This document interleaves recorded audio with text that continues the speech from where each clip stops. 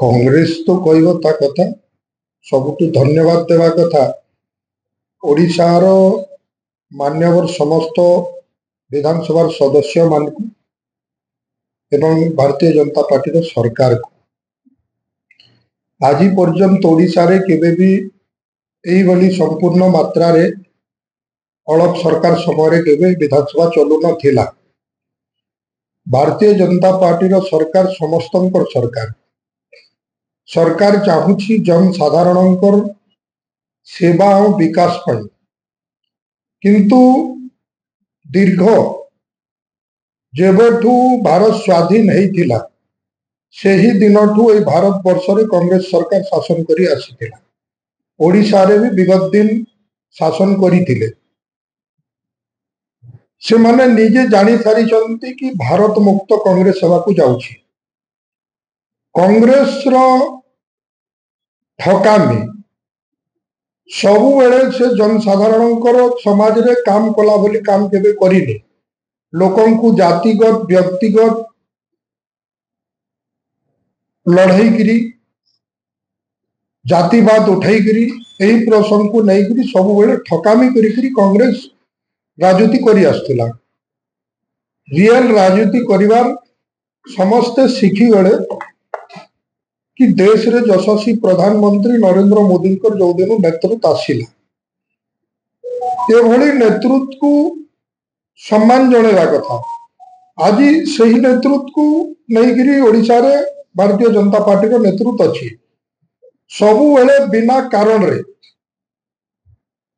ओडिशा रे कांग्रेस दलर सदस्य मान लोकन को ठकिला वाली कार्य करुचंती निजे निज ठकरे पड़ी आसिले कहीं की पॉलिटिकल माइलेज नेबा पाई।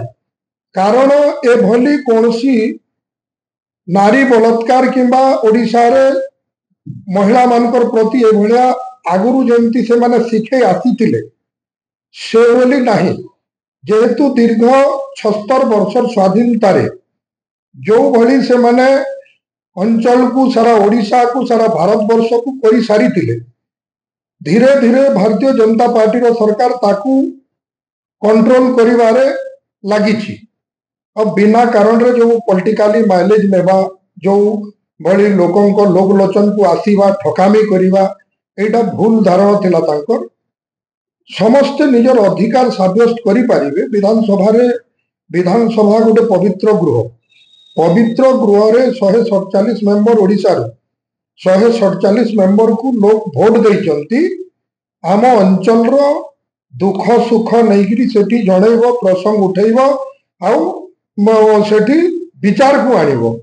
से माने तो विचार को नेबा पाई चेष्टा करू नथिले केवल कलह सृष्टि जेमती की कलह हेबो विद्रोह हेबो सेही भली वृत्ति करूचंती। आउ केवल ठीक कलेनी जो भली कार्य करिकी से माने भावुचंती लोक लोचन रे भारतीय जनता पार्टी रो सरकार बदनाम बनाए। लोक लोचन रे से माने निजे बदनाम हेले से माने जानिले आज भारतीय जनता पार्टी रो सरकार जो भली निष्पत्ति नेला जो भली विकास रो वातावरण आनबा पाई जो भली अमेंडमेंट बिल पास कला निश्चित भाव रे स्वागत योग्य बिल।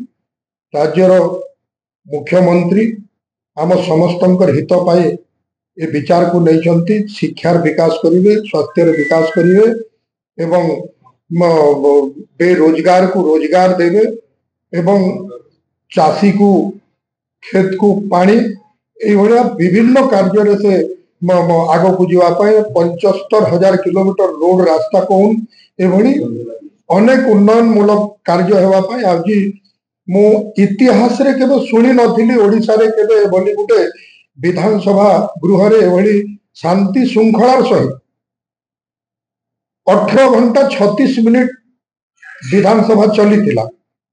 या फल रे कि 2 तारीख दिन पूर्वान 10 घंटा 30 मिनिट रु आरंभ खाई छुट्टी होइतिला 1.5 घंटा पर्यंत तापरे 4 बजारू कंटिन्यू सकाळ 7 बाजिकरी 6 मिनिट पर्यंत बिल अमेंडमेंट पास होइतिला एवं सुंदर भाव रे शांति श्रृंखलार सहित होइतिला।